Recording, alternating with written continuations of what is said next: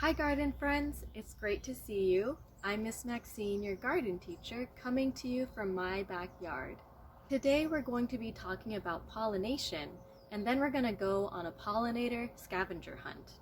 I'm here at my house enjoying the spring weather. There's something special that happens in the springtime. It's called pollination. Does anyone know what that means? Have you heard that word before? Raise your hand if you've heard the word pollination.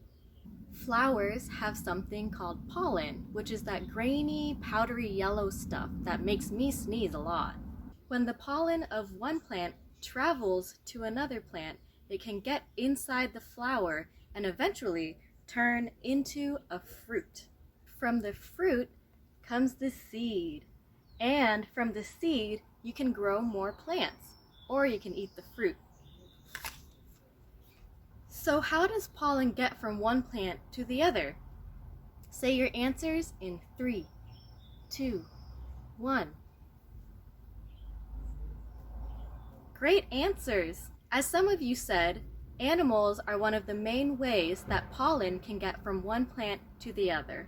Let me show you a couple of examples of pollinators, which are the animals, and the specific plants that they pollinate. Bees like to pollinate flowers that smell sweet and are bright yellow or blue. So they would probably pollinate something like this. These blue flowers smell sweet.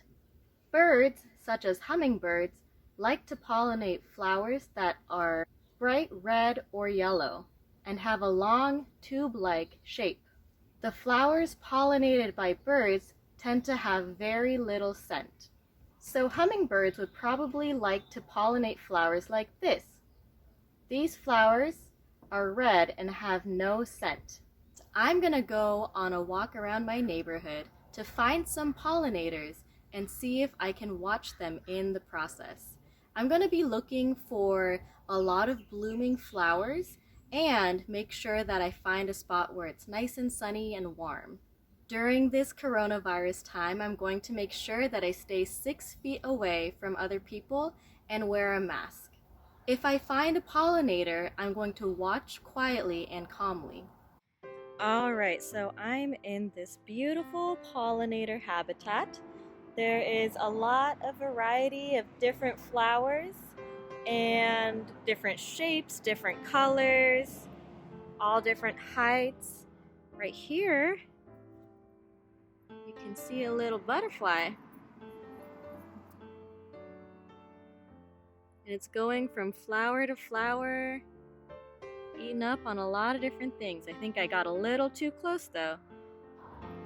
Look at that little insect pollinating all of these flowers.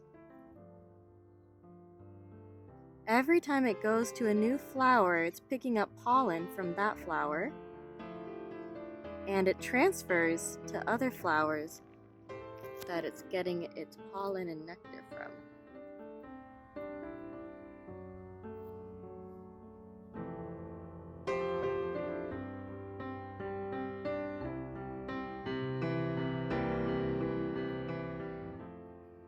Look at that, it's going to every single flower. It must really like these blue flowers.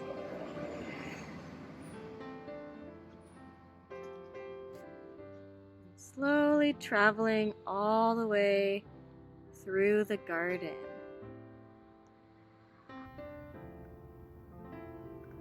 Look at this little ladybug. Do you think that ladybugs can be pollinators too?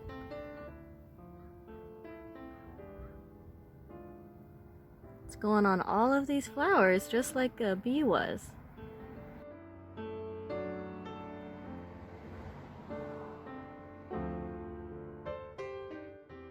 All the way to the tippy top of this flower.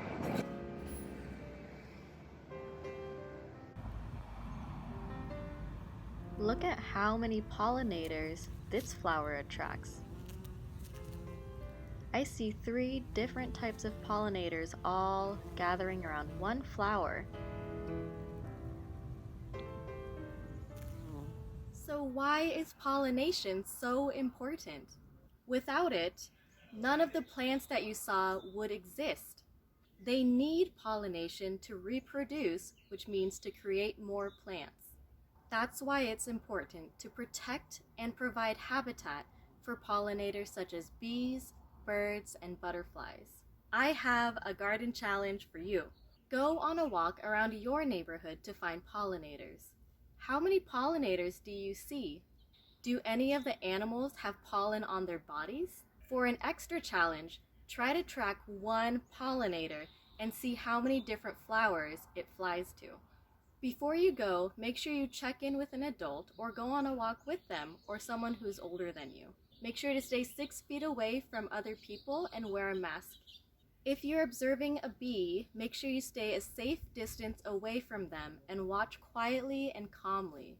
Bees can sting you, but they generally don't want to. So as long as you stay calm and collected and give them their space, they won't bother you.